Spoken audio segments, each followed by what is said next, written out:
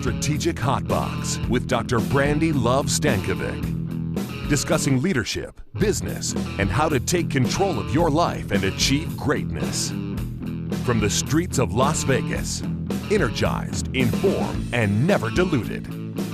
It's time to kick some ass.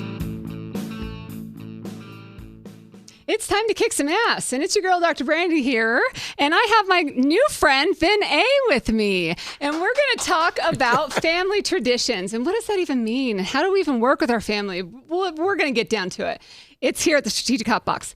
As you know, we learn, we love, and we kick ass. And no one better to learn, love, and kick ass with than your family. And whether that family is your actual family or you're creating a family together in the people that you work with, if you think about it, you know, learning and loving are intertwined at work because you spend more time at work than you do at home. I mean, literally, for those of you that have the 9-to-5 jobs, you're there in your daylight hours more time than you are with your families. And so some of us will end up having a work spouse or a brother from another mother, or you have these people, these dynamic, these families that end up happening at work.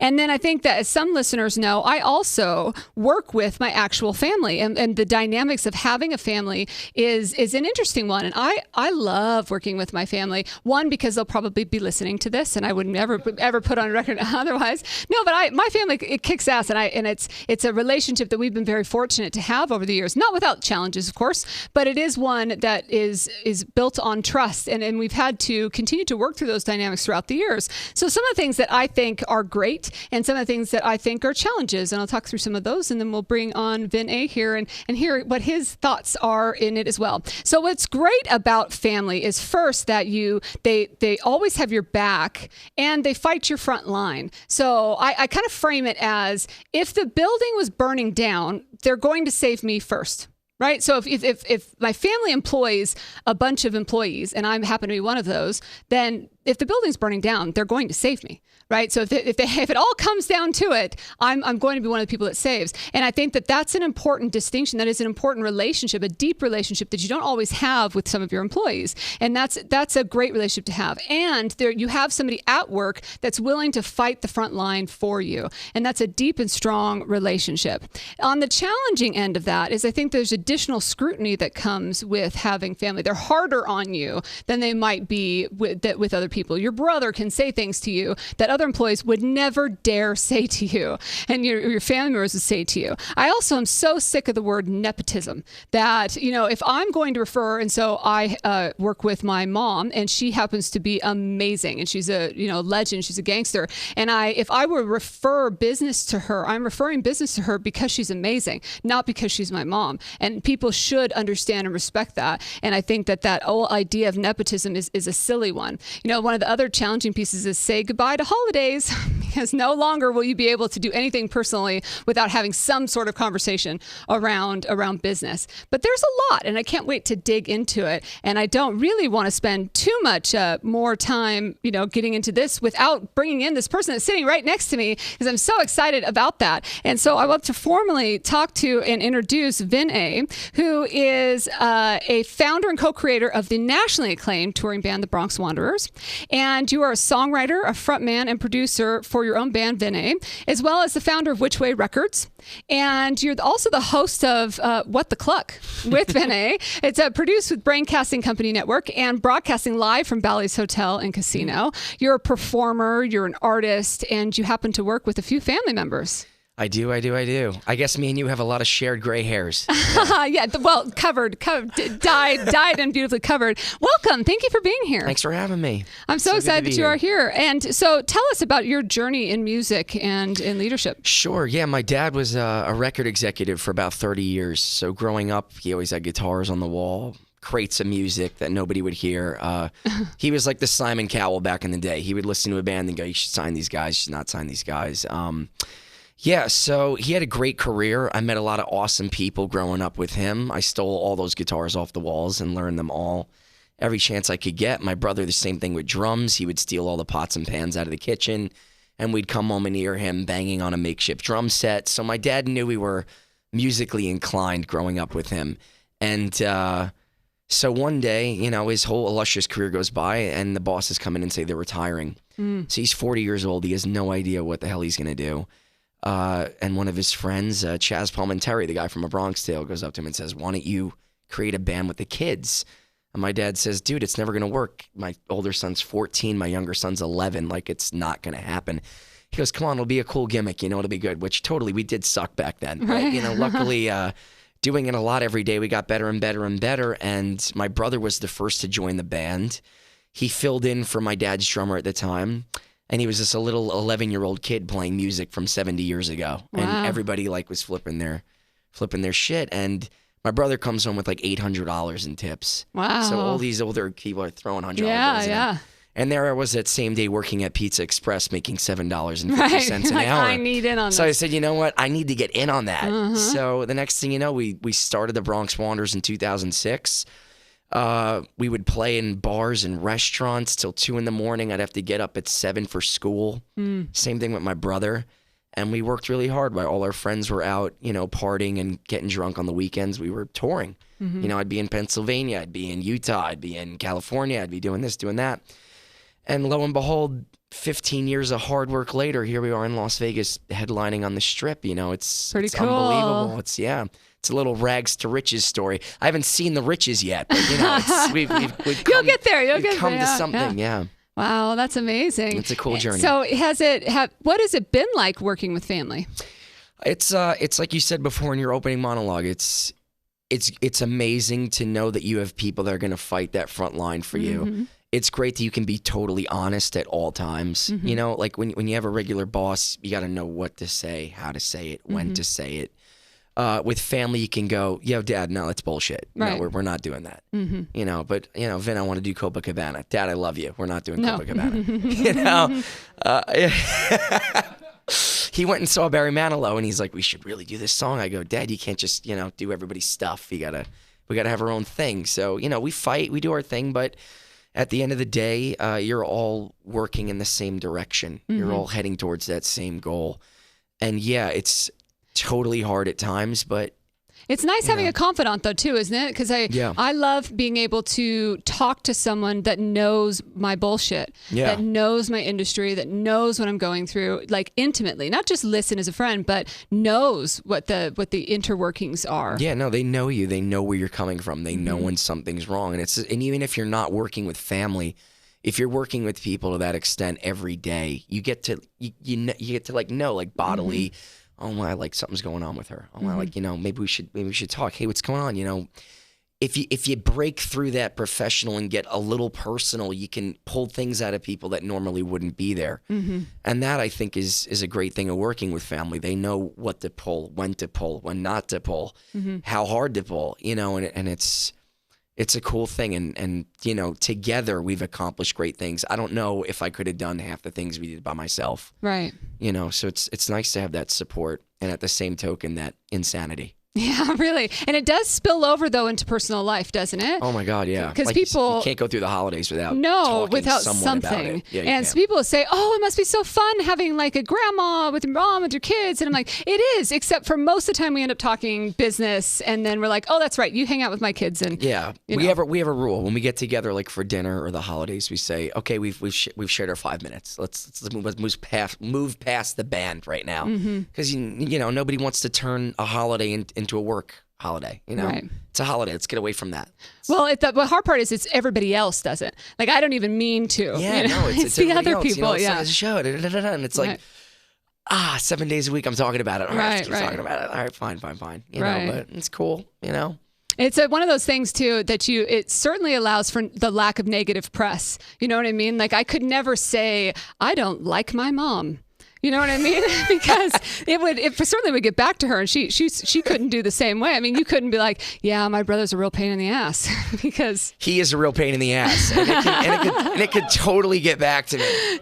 Now, that's, you know, our whole rule is never take ourselves too seriously. So we'll be honest. We'll be like, dude, you're doing something really stupid. Come on, you know, and he'll be like, all right, I'm doing something stupid. Yeah. You know, but if you just look at somebody like a stranger and go, all right, they're just going to be stupid. They're just going to do their own thing. Okay, they're going to go their own direction.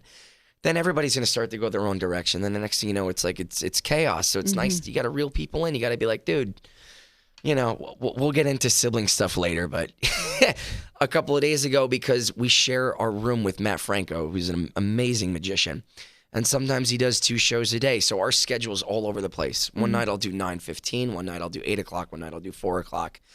My brother had no idea we had a Saturday show at 4 o'clock because Easter was the next day. We're usually off on Saturday. Oh, okay. So I usually walk in 10 minutes before. I have a dressing room. I come in, and my brother's usually sitting there, and he's not sitting there. I go, maybe he's going over stuff with the band. And then I go to the back, and I see his ear back there to hear the show, and it's sitting there. And I go, wow, that's like never really sitting there. I look at the band. I go, have any of you seen Nick? They go, no, we never see Nick. We just, start the show, and he's there. He's, oh, okay, Nick, do you know there's a show? He goes, what do you mean it's a show? It's Saturday. We're off. Oh, I go, no. Nick, we're on stage in 1 minute. Oh, no. He goes, all right, I'll get there, buddy. I go, okay. So I look at the guys in the band. I go, all right, so who wants to play drums? Oh, my goodness. So we're looking at each other going, can you do that? I go, yeah, I can do that, but I need to do that for this part. Okay. So our sax player, all of us luckily play 2 to 3 instruments, which is cool. My sax player looks at us and goes, I can cover at least the first 4 songs. We go, all right, bro, you're the drummer. Go. Oh, Go drum. my goodness. And then I'm like to Dave during the song, by the way, the sax solo, dude, you got to do that on your guitar. Right. So we're all there just going with the flow. I'm freaking out. I've had about 7 heart attacks in the first 6 songs. I'm trying not to curse out my brother in my head. But again, it's all the time slots are all over the place. It's the first Saturday we've ever worked. I totally get it. He comes on stage, and it's so cute. He's in his pajamas. He had no time to change. Oh, he's in sweatpants. He's in his Ugg slippers. Oh, no. Yeah, and the first song that he comes back and does, he's at the front of the stage at me doing Rock This Town by Brian Setzer. So he's got a stand-up kit. I got my guitar, and we got a stand-up bass. So there he is with his pajamas in front of the whole crowd. Okay, so then we come clean to everybody and go, look, everybody, normally we have 6 guys in the band at the start of the show, but Nick wasn't here, and yeah, so there's a lot of stress. Did everybody just go, woo? Everybody was like, sure. Wow. And look at his Uggs. And you got to look at our sax player. That was, dude, the guy stepped in and was able to do drumming on those first songs. It was unbelievable, you know? So, we have a lot of those fun moments. Do you think that you gave him in that moment more leeway because he's your brother? I gave him as much leeway as a brother can give a brother. And then how about the ass beating that happened afterwards? Yeah, well, it was verbal abuse. That's how I'd like to call it. It was verbal abuse. I said, Nick, man, look, his wife is pregnant too. They're gonna have a kid in 2 weeks. Wow. So there's a lot of tumultuous things going on right now. But dude, everybody else is here. You got to be here. Right. When you got to reel somebody in, Nick, man.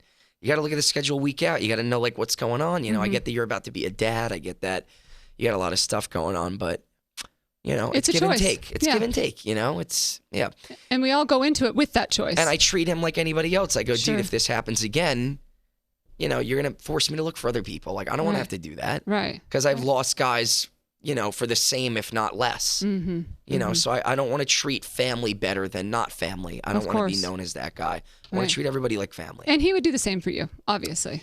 Yeah, he'd probably smack me in the face, but yeah.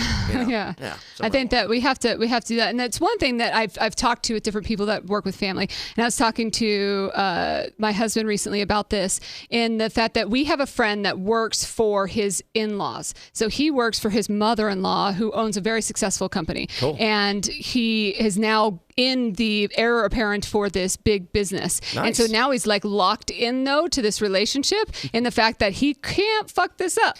No. You know what I mean? He's in this place of this is the future. Now your personal life, your career life, your everything is now. It's all together. And so my husband says to me, he's like, what would it be like if I worked for my in-laws? I looked at him, he's like, I'd probably do a lot more drugs or Number something. 1, we'd make you a saint. Number 2, we'd give you a lot of Prozac. And number 3, good luck with that. Yeah, good luck. And so it's in some ways, family, it ends up becoming where it's all or nothing. And not everybody could have that relationship. They have to be able to have those open conversations. It really depends on the person and the relationship. You're open, I'm open. If you keep things bottled up, you keep things inside, it's going to grow in you like a cancer. Right. And again, as open as I am, things like that happen to me all the time. Where I got to say something. And I'm not the best at tactfully saying things. I'm still learning how to do that.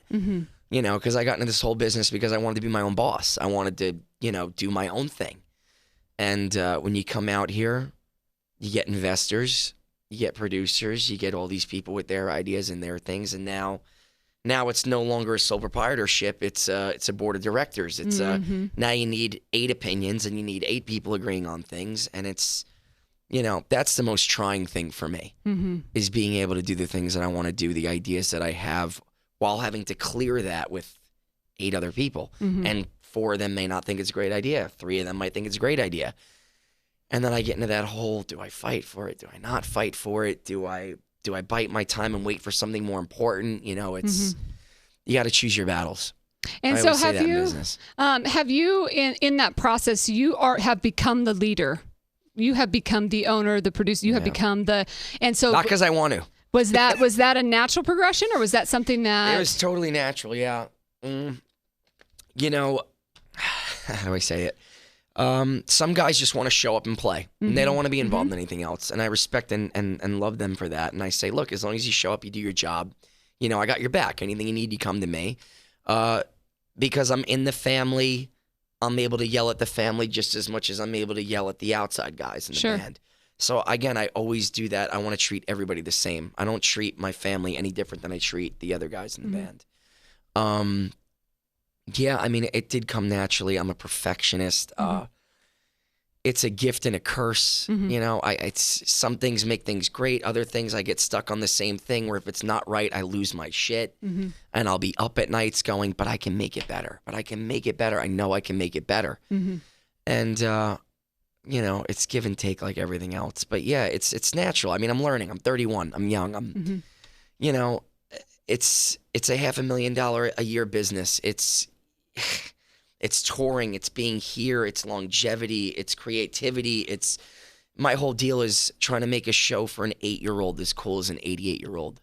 Yeah. How do you make a music show that an 88-year-old can enjoy with an 8-year-old? That can be cool to a 20-year-old. That's also hip to a 40-year-old. I haven't seen many shows that can do that, and that was always our goal with the generation gap between us.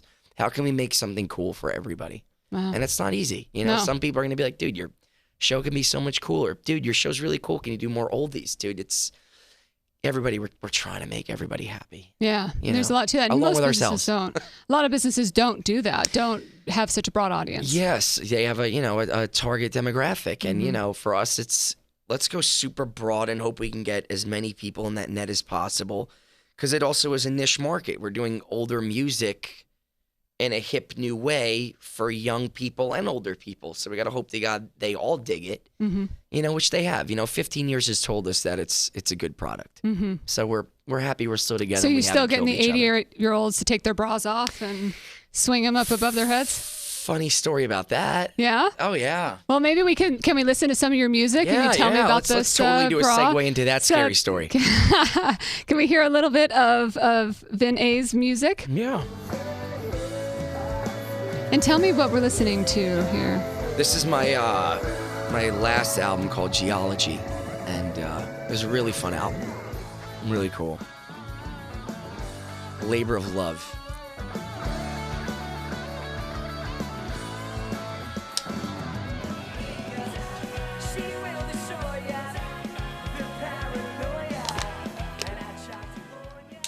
Wow. So it was a labor of love. What was it? And the whole album's entitled Labor of Love? No, it's called Geology, which I called it that because geology is a study of pressure and time. Yeah. Which that album took a lot of time because I was on the road a lot with the Bronx Wanderers at the time. And, the Bronx Wanderers pays for my ability to do this stuff. I love that photo, too. Yeah, it's fun. I took that at Red Rock out here. Did you? Yeah. Wow. Yeah, really cool. And so tell us about your 80-year-old woman taking her bra off story. So we used to bring people. We used to bring people up on stage, and it was this woman's 80th birthday, and she came up and she said, "Look, it's always been my dream to dance on a Las Vegas stage. You allow me to do that?" And we're like, "Yeah, man, come on up, up." So she's dancing, she's rocking out. She's like, she's been drinking. Awesome, we love it. Crowd's going crazy. Next thing you know, she's on stage dancing and she's trying to grab my dad's crotch. And it's like my dad's like making a joke out of it, like, "Who?" And she's like grabbing it, man. She's like trying to going grab for it. it. Okay. She's going for it. Her whole family's there going, grab that crotch. You know, next thing you know, she goes up behind him and she tries to like come from under the carriage. Oh my gosh. So she's like going crazy. We're laughing hysterical at this. Like, you know, it's the funniest shit ever. My dad like goes with that like great on stage. So at the end of it, we go, you know, we really want to thank her for coming up to stage. She goes, it's my 80th birthday. The next thing you know, she looks at the whole crowd and just like flashes everybody her man. Was she in a bra? At least? She was letting it all hang out. No man. bra. She was not in a bra. Yeah. So that was an eye-opening experience. Yeah. To say the So least. this is what you have to look forward to. Really, is what I can't wait. You know, and it's moments like that where you decided that you were going to continue. I look at people and go, we don't have groupies, we have droopies. For life. That's happening. You know, but we've had a lot of crazy moments in this band, which now all that the fun people times hear keep it this, going. you're going to get some more droopies in your face. So I can't wait. So I can't tonight wait. on stage, I welcome all walks of boobage. You know, bring it on. Bring it on. That's awesome. It's like Pokemon. You got to catch them all. I don't want to. So for anyone that no. I'm kidding about all this. So anybody coming to the show, please don't. You know, we're cool. I don't need those. Hit me up on Twitter.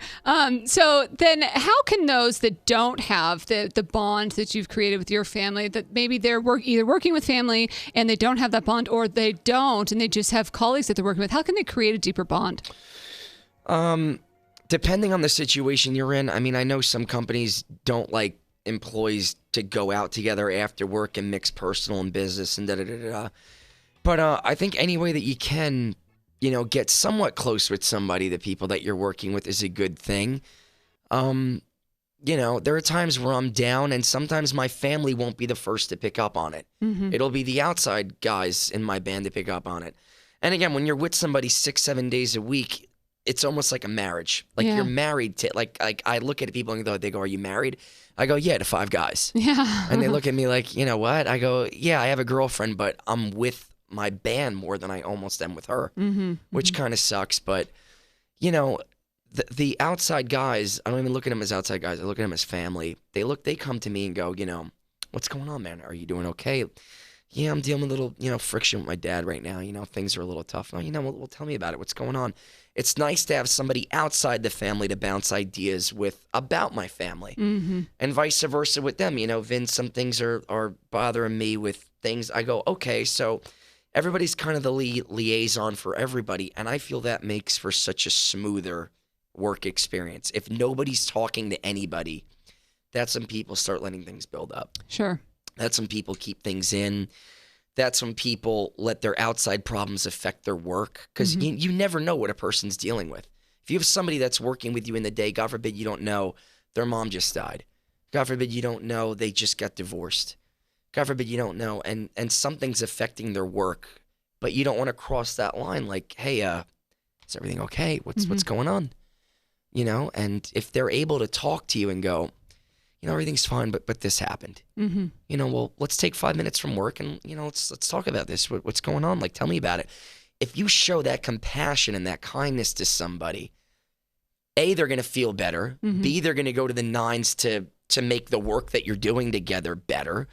C, you developed a friendship with that person. It's all positive things, you know? So I think it's like that. And with any like colleagues, I haven't had a real job in a long time, but from what I remember, when you spend that amount of time with people, regardless of family or not, you get close to each other, you know, and it's a cool thing. And at the same token, you know, watch out getting too close to people. If you're a girl and a guy, you know, you don't want to mix that kind of pleasure with business, because God forbid something goes sour. That's like my symbol instead of that. This is the PG version. This is the new emoji. And then we have the other version when I was, you know, in ninth grade. But, you know, watch what things you mix with work. Yeah, no doubt about it, because there's no going back from that. There's no going back. And, you know, you've heard the expression, don't shit where you sleep. Is that the expression? Or spit into the wind. Don't spit into the wind. I haven't even heard that, but I like it. But I agree with it. Or pee into the wind. Either way. Either way. Not a good idea. Either way, it's not cool. And so any other crazy, funny stories? I don't think we have enough time on your show. Yeah, there was this one time that we were on the road and, you all get keys to get into your room. Well, one time we had this bass player, and he was this crazy bass player. And we were in, I think, Delaware, Rhode Island. We're at a casino, and 2 girls started talking to him at the bar. Granted, these 2 girls didn't look like regular girls. They looked like working girls. So he bought time from these girls, I guess is how you can say it. And they go up to a room. Now, he was a little drunk at the time. Little did he know that his key worked from my dad's room also. Oh, no. So he's accidentally in my dad's room with these 2 women of the night. And my dad's tired. He's walking into a room, and he walks in, and let's just say he sees a scene at a Real Sex on HBO. Oh, my happening gosh. in his hotel room. And he looks at my bass player and goes, dude, what the hell? And my bass player looks at him and goes, dude, what the hell are you doing in my room? And my dad's like, do you not see my bag and all my stuff everywhere? And my friend's like, what are you talking about? My key works for this room. My dad goes, bro, I love you. Just do me a favor and clothe everybody, and please get out. Ew, I would pick up my stuff if I was your dad and be like, I can't be in this room I now. can't imagine the scene of all of them walking out. And he's like this cute little, 5'3" skinny white dude. And these women were like 6'2" Amazonian, they beat the crap out of him. It was, we still talk about that to this day, that the things my dad has seen. Did your dad sleep on the floor that night? My dad definitely, he checked everybody's keys from then on after that point. Yeah, no doubt. Oh my gosh. But yeah, it's fun, man. It's a 60-year-old guy going on tour with a bunch of 20-year-olds. I mean, it's a major generation gap of the stories that we have and the fun moments we have. I'm sure. Can you share a bold action item or takeaway for everybody listening, watching? Sure. Bold action item. Have a nice niche in what you choose to do. I think always helps. You don't want to do something that 1,000 people are doing. You want to be good at something that people need that not a lot of people are doing. I always felt was cool. Number 2, for me, I have to practice this all the time, is be tactful. Know and learn how to say things. I'm still learning how to do that. I am not a pro at that by any means. So I practice that. And number 3, be kind. The people that you work with. I mean, look at the world we live in. Look how divided we are. Look, if you've even opened your mouth about politics, it turns into a hate fest. It didn't used to be like that. I don't care if you're a conservative or Republican, if you're green, white, black, brown, purple, Asian. I don't care what you are. Just be kind. If you be kind to one another, you can't imagine the things you can create within your business, outside of your business, in your community, in your town. It's a ripple effect. And I feel like the more people that are kind, the more ripples we have, the better it'll be. So that's, Thank you. Thanks for having me. And how can people get a hold of you?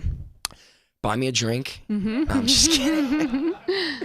You can look me up everywhere. You can look me up at Instagram, Vin A Music. You can go to the website, whichwayrecords.com. Come see the Bronx Wanderers show in Vegas if you're ever out here. We're also on the road. Go to thebronxwanderers.com. And What the Cluck. And What the Cluck. Tune in for that. So that'll be fun. Awesome. Thank you so much for being a part of the show today. Brandi. So much. Let's head out to our shout out.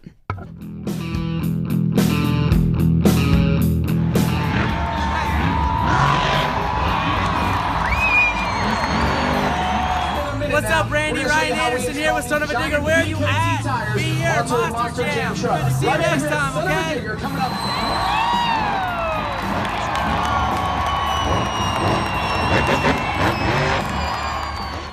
Thank you to Son of a Digger for that shout out. I'm pretty sure that he won that freestyle competition that night that he gave us that shout out. So thank you to Son of a Digger. And thank you to Vin A for being here with us and talking about the family tradition. So it's that time. It's time for us to talk about how to kick some ass. Number 1 is to create a family. If you don't have a family at work, it's time for us to think about how do we create one and build those bonds, deepen those relationships that Vin A was talking to us about, and how do we continue to really build those relationships in the organization that we're in. We do spend a lot of time with the people that we work with. Number 2 is fight the front line, and that is such a powerful thing that happens in family relationships and in people that you really have strong trust with. But be that person for the people that you work with. Be the one that's advocating for them.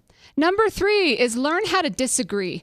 And I love that in saying be tactful, but have conversations around when things aren't working between you and I, what are we going to do about it? If we don't have the conversation here, then how do we have the conversation later? But let's not forget to have the conversation. Or should we allow each other to cool off and kick each other's ass later? Do we punch each other in the face? What works? And learn how to disagree before you have those problems. Fix the roof before it rains, because once you learn how to disagree, then you can do it more effectively. Number 4 is don't fight the synergy. There's a reason that families work together. There's a reason that voices meld. There's a reason that people vibe on things. And so don't fight it. Love it. Love the fact that it works. And number 5 is to love hard. Be kind. Love hard. It's part of our philosophy here at the Hotbox. This world is a crazy place these days, and the more that we can love one another, the more powerful it can all become. There's your top 5 kick-ass. Thank you to Vin A for being here with us. Thank you to Son of a Digger for the shout out. And thank you to all of you for following us here on the Strategic Hotbox. Head out to our website or to Facebook, Insta, Twitter. Look us up. Hit us up. Until I see you again, get out there and kick some ass.